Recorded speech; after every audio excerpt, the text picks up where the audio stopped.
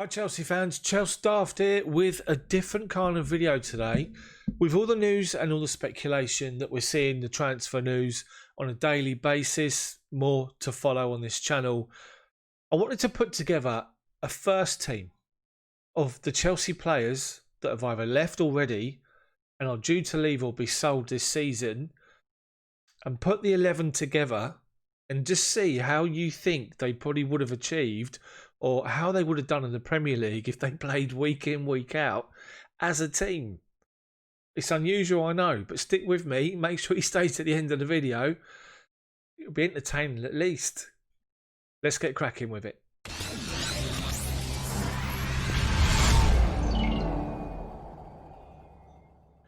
So, speculation's rife about the future of Chelsea and the players due to come in, and we're all waiting to see what happens with the likes of Ben Chilwell, Lewis Dunk, with Kai Havertz, possibly Onana, we're not sure. We're seeing different things crop up and pop up on a daily basis. But I just wanted to go through the ones that will leave Chelsea or have left already as part of a first 11, because it's interesting to see how strong it possibly is or isn't. So let's get cracking. First up, the goalkeeper, Kepa. We all know that Kepa is likely to be sold.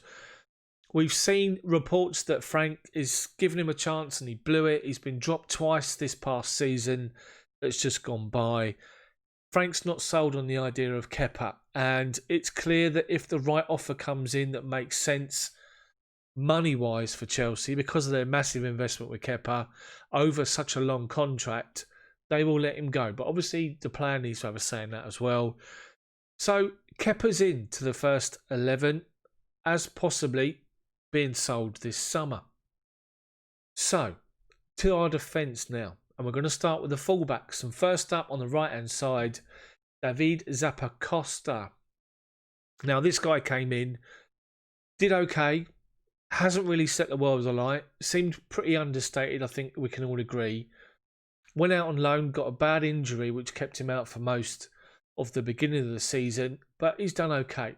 He is a solid enough defender for someone that's just looking for that, for somebody that to come in. It's no disrespect to him, but he just didn't really seem to be the right fit, if you know what I mean. For us, that's nothing against him. It's not being horrible. Zappacosta is a decent defender, let's just say that, and he'll do a job in Serie A as he's done and proven himself to do. So David Zappacosta is the second name in the 11, named at right back.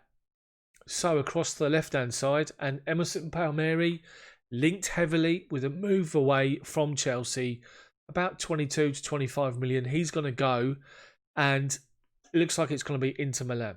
So he's going to go, and he'll go from Chelsea this summer. Again, somebody else that's come in, did okay, never really made a position of their own. Bit sort of part player this season under Frank. Played more under Sarri, but still wasn't 100% sold on the idea. And I think the Chelsea fans will say that, you know, I mean, he might be a better defender than Marcos Alonso, but he's still not great. So Palmieri will go, and he's the third name of the starting 11. So the two centre-halves is interesting, and I keep saying this in videos, because these two would have been nailed on starters at the beginning of the season under Frank as he first come into the club. But everything's shifted based on performances, and hopefully with Fikayo Tomori getting a place back into the team. So we've seen reports over the past few days or last week stating that Liverpool were looking at Tony Rudiger to come in as the replacement for Dejan Lovren that left. And Rudiger would go in there and fight for position with Joel Gomez, Matip and Dick Van Dijk over at Liverpool. So we got to put him in. He's been linked with a move away. Frank Lampard left him out of the last game of the season. And it's interesting. Bearing in mind that was over in Germany, I've said it before. So Tony Rudiger's the fourth person in the starting 11. So to the next person, and it's a centre-half alongside Rudiger. And I believe, based on reports that we've read before previously, a few weeks back, that if the right offer comes in, Andreas Christensen is the next person that is named in the 11. Has he done enough to cement a place in the Chelsea first team ever since he's been here? Probably not. I'll say ever since he's been here, but ever since he's been involved, probably not. Dropped by Frank during the course of this particular season. Obviously, he's got time to continue to improve and to adapt to play a full season in the Premier League, but it looks as though if somebody like AC Milan come in with 30, 35 million, he could go. So he is another one that could potentially leave Chelsea this summer. And Andreas Christensen makes the whole defensive unit 5 players out of the 11. So far you can see we've got Kepa, Zappacosta, Rudiger, Christensen and Emerson. So moving into midfield, we have to include the 2 that have already gone and confirmed leaving Chelsea.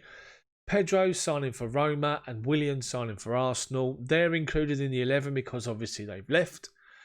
Pedro, outstanding moments for us. He came in. I have to say I couldn't quite believe it when we signed him from Barcelona that he'd left Barcelona to come to Chelsea. Obviously, Cesc Fabregas, big influence. Pedro came in. At times, absolutely brilliant. At times, scored amazing goals. Gave us fantastic moments. But sort of drifted and spent more time in the past season or so with sort of going sideways and backwards rather than being dynamic and taking people on. And unfortunately, Pedro left. But he was great for us, a good servant for us when he came in. As I say, great goals, great moments. Pedro's on the left-hand side. Then to Willian, who signed for Arsenal for a massive amount of money, which I still can't believe. But 32, Chelsea decided not to give him the contract he wanted. He's now gone. It's finished with, over with. Willian in 7 seasons was outstanding for Chelsea over a long period of time. There was moments where he wasn't. He was quite frustrating and he looked a frustrated character on the pitch. But what he did on a positive note for Chelsea with his performances, his goals, his influence, his work rate, his graft and his enjoyment of the game far outweighs any negative for me. And Willian was an outstanding player for Chelsea. As I say, he's gone. He's on the right-hand side. So to the middle of midfield and 2 names which were signed with a view to sort of trying to make some sort of an impact. One more than the other. But, I mean, it just hasn't worked out for either of them.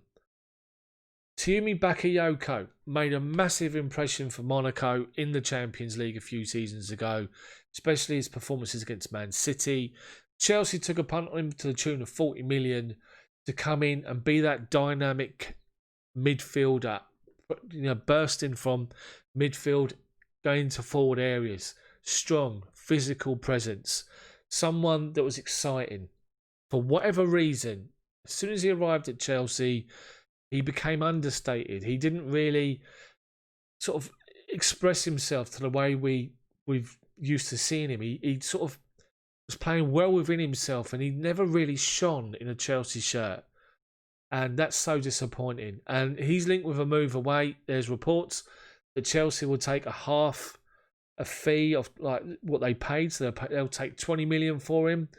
Bakayoko's also believed to say he'll take a 50% pay cut on his salary just to get out of here. So Bakayoko's the next one listed in the team. Next to him, the curious case of Danny D. That's Danny Drinkwater. Someone who came in, it's a bit of a surprise signing, but he came in, Premier League winner. The combination between Drinkwater and Conte in that Leicester title winning season was outstanding. Absolutely immense, and both were as good as each other. And I just sort of think, would we have ever seen the two of them play together more often? Not really, because Drinkwater sort of came in, and the same as Bakayoko, sort of understated, didn't really make any sort of an impact, couldn't really get into the team or force his way in. He sat out the whole of 2 seasons ago, wasn't involved with Sarri. He's gone out on loan this year and has been understated again, hasn't really made any real sort of impact, which is surprising. And Drinkwater looks like he'll be so. He'll be surplus to requirements for Frank Lampard. So Danny D is the next one. So we've got ourselves 9 of our 11 so far. Kepa, Zappacosta, Rudiger, Christensen, Emerson, Willian, Drinkwater, Bakayoko, Pedro, and there's 2 players left. The next player I couldn't really fit as a sort of midfield force. So I'm going to play him as a number 10 in behind a striker. And it's Ross Barkley, which is surprising.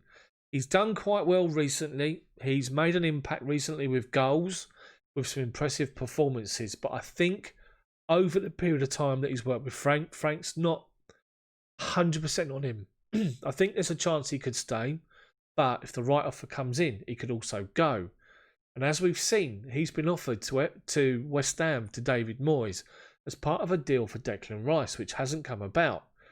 So, is Ross Barkley someone that has a future here, or is that the fact that he's reportedly been offered away key to his future? If David Moyes comes in with a 30 million bid, 25 million bid for Ross Barkley, I think Chelsea would take it. He can't force his way into a team, and if Chelsea are going to sign Kai Havertz, Ross Barkley is a likely casualty. So he's the 10th player of the 11 that I'm saying that will probably leave the club this summer, and that's Ross Barkley. Finally, the 11th player in the Chelsea starting 11 that's due to leave the club this summer is Michy Batshuayi. Now, Michy Batshuayi came into the club and never really made a starting position his own. He scores goals. He came off the bench and scored goals. When he was given chances in the cup, he scored goals. He scored goals for Antonio Conte, but could never really take that kick further forward to make a position his own. He was up against the likes of Diego Costa. Then he found himself up against the likes of Alvaro Morata. And then he's found himself up against the likes of Olivier Giroud and Tammy Abraham. And from all those players, he's never once got ahead of them in the reckoning. And I think Chelsea are probably at the point where they will cut their ties with Batshuayi. The player himself has been stagnant for 3 years. He needs to go and play first team football. He will be offered it, and there's rumours that teams in the Premier League will offer him that. West Ham, Palace, possibly some teams abroad. And we're also hearing newly promoted Leeds with Marcelo Bielsa, who Batshuayi played for at Marseille.